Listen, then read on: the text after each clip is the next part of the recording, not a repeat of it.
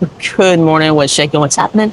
Welcome to day 22 of our Holland America cruise around the world. Today it is a very bright and early start. It is 6:10 in the morning, and today is the Pitcairn Island Experience. Come join us.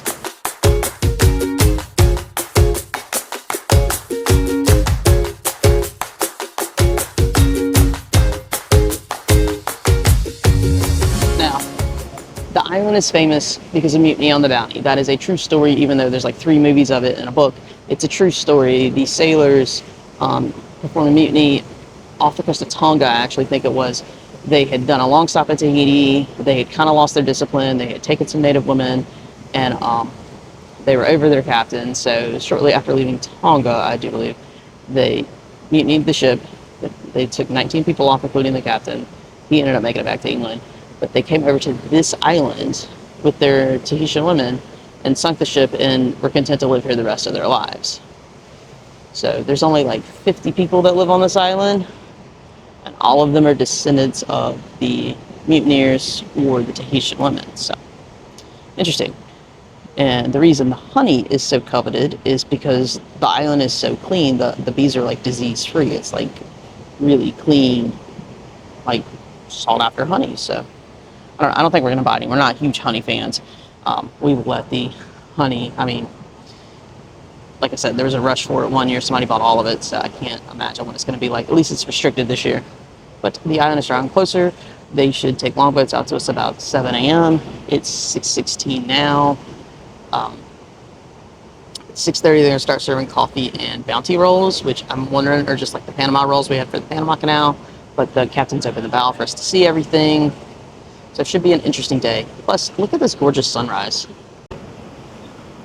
Like, we're sailing away from the sunrise because we're constantly going west, but look at that. That's beautiful. Lots of people are out and about. Most of them come, take a picture, and leave.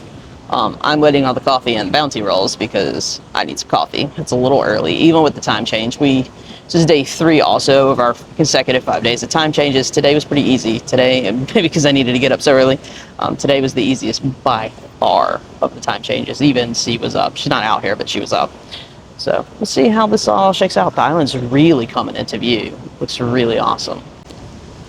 So coffee and rolls is a floor down on deck 3, so we're gonna go there.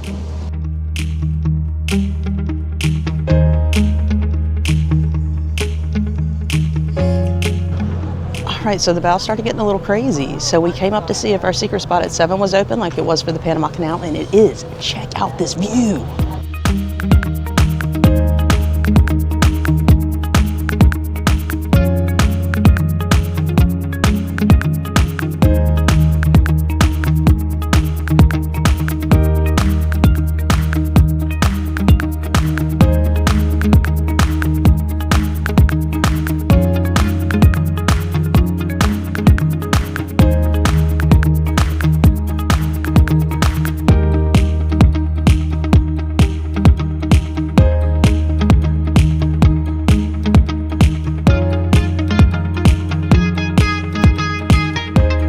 So we decided just to hit up Lido for some breakfast and to watch everything in the air conditioning because it's very humid outside. But check out this cup of coffee. It's got to be the freshest, hottest cup of coffee I've ever gotten on this ship. Check out the steam coming off of it. Like, it's insane. So you got coffee too. Like, look at how much steam. It is so fresh. All right, 7:58. We are in line to see what these souvenirs are, and this coveted honey, I don't know. We'll find out. Okay, market's gonna open 10 minutes late. Spread the word through the crowd. We'll see how this goes. Hopefully it's not a mutiny on the Zuiderdam today.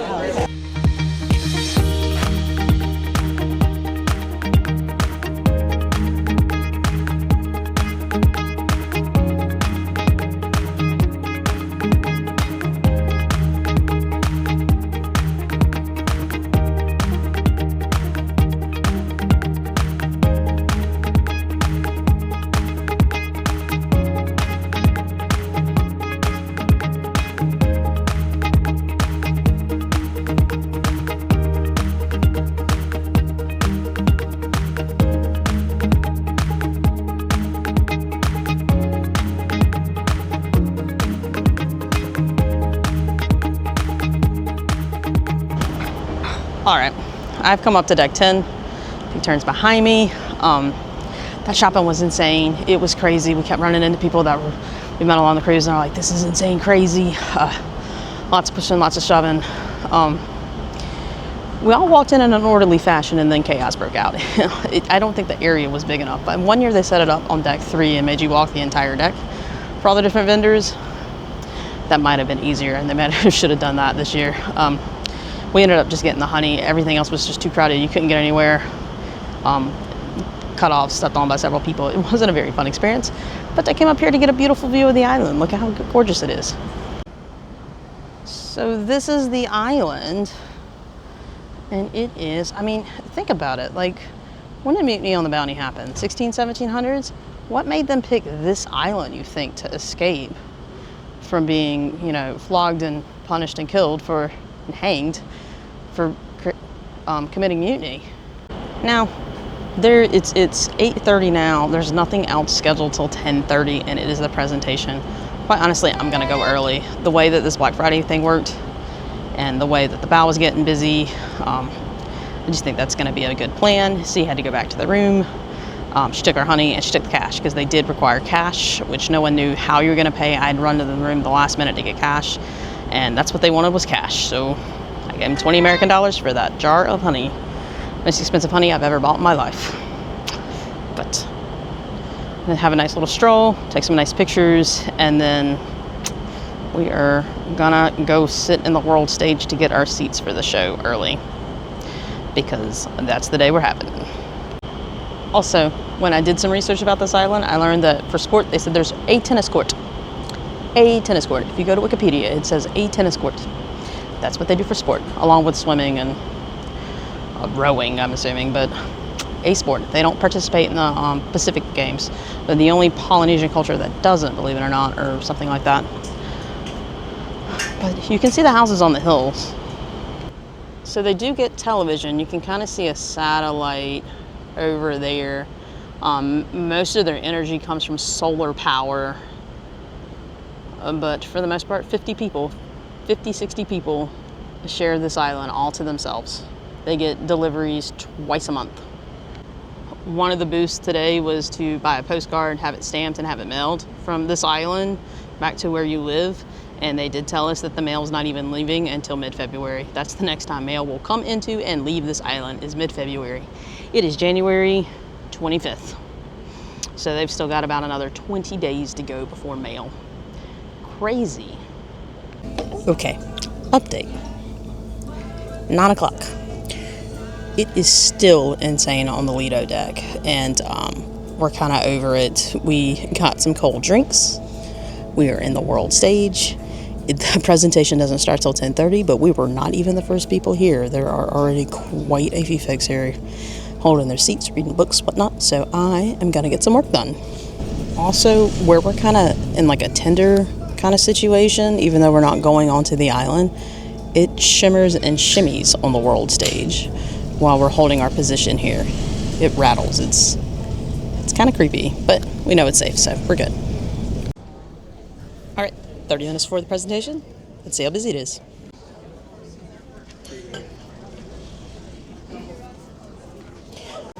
Update. World stage was getting really crazy. So we ended up leaving. We had really good seats, but we just didn't want to sit there. And there was an older couple that had been wandering trying to find seats. And we finally said, "Do you want ours?" Because they're going to simulcast it in Billboard. So that's where we're at. So a lot more comfy. Dig it.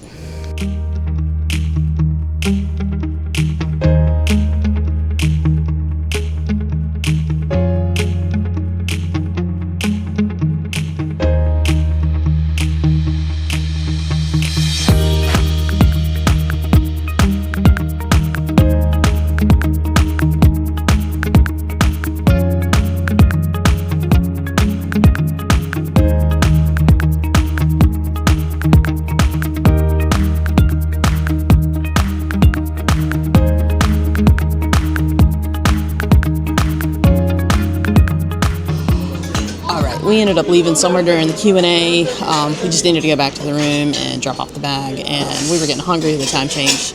It's getting to C today, not so much me, but it is her day to kind of adjust. But we were starving.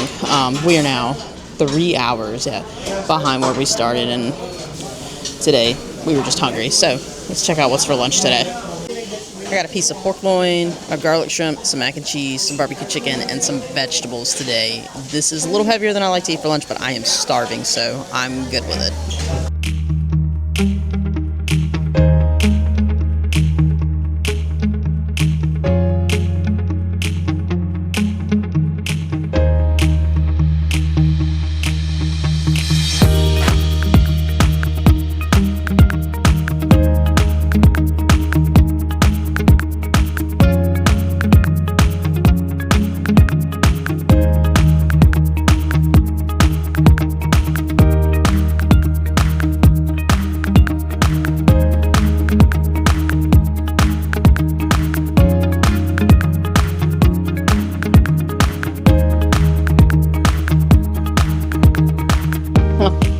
All right, thought I would come to the privacy of my balcony and get away from the crowds that have been all around this morning and talk about the Pitcairn Experience. First off, I just still don't know how to say the name of the island. It got said 3 or 4 different ways today by various people, so I'm obviously going to be wrong. The presentation itself was really, really, really cool. The mayor is not native. He moved there. He's the first non-native mayor. He said there's 43 people there. 35 of them are still direct descendants of the mutineers or the original Tahitian women. He showed all kinds of slides and pictures about it, about how they have electricity, their medical center. He said for major medical and for like dentistry, you have to get on a ship, go to a part of French Polynesia, I can't remember the name of it, fly to Papeete, and that's where you're seen for major medical, or sometimes you will be sent all the way to New Zealand. So kind of, that would freak me out personally. At that point, you would probably already be dead. But interesting experience. He showed a school, but there's no children on the island. The like 3 or 4 there were sent to New Zealand to study. So no current school-age children there. Some things are really neat because he said like Christmas, they all get together, all 43 of them, and sit around a table and have a communal meal. Like they all have dinner together that night. So it's a very small community, very close community, very clean community. The island itself is very clean. It's like a biological protected site that they're very, very proud of. There's no commercial fishing. They fish for themselves and that's it. They did trade with the ship for some fish. They asked for, Kimberly kind of joked about it last night, they asked for whiskey and beer, I think, or something like that. They sent a list of things that they were looking for in exchange for fish for the fresh fish program that Holland has. So interesting. I don't think I could ever live there. It's a little too remote. You know, they do get television. They do have the internet. I don't know how well it would be, but they do have it. But even when he talked about sport, and I know I kind of joked about it earlier, he literally said it's a tennis court, a volleyball court. They like to play tug of war.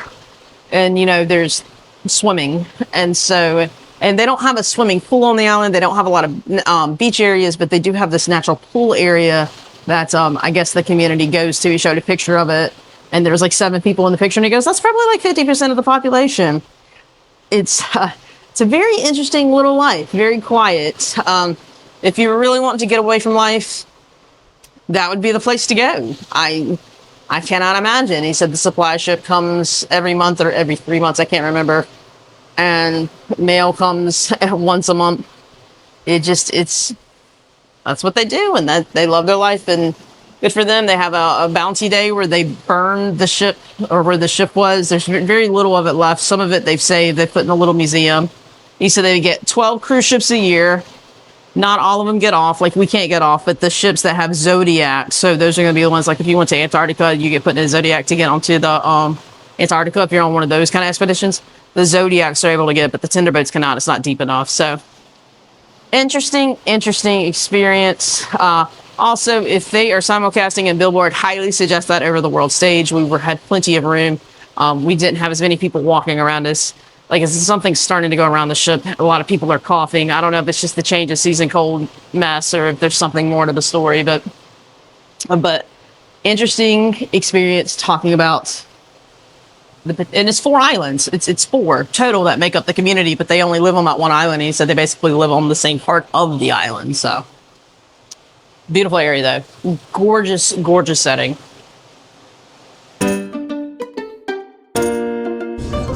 All right, we are back for another wonderful meal at the main dining room. C got shrimp tonight, but it's not the shrimp cocktail. She got...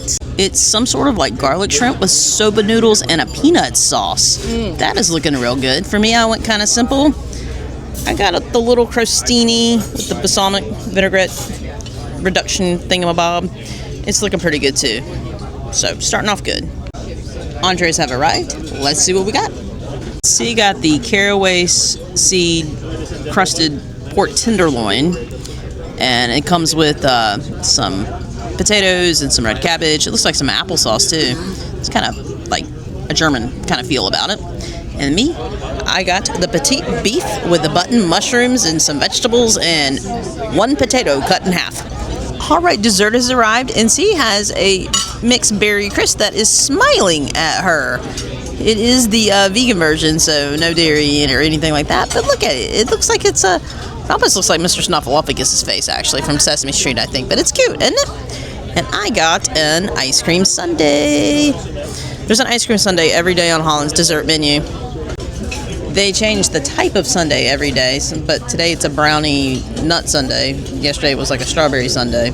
But there's always an ice cream sundae every night on the dessert menu. I do dig them. And with that, we are going to call it an evening. The headline show with the Billboard guys, it wasn't our thing. They weren't playing the piano, and I think it just threw off the vibe for us. Plus, they were playing some kind of slow, soulful music, if you may. And quite honestly, we were both really tired. And with the ship rocking, because it is a little rocky tonight, it was going to rock us to sleep. So we ended up just spending the evening in the casino for a little bit. We're still up and we're still good, so that's a good sign.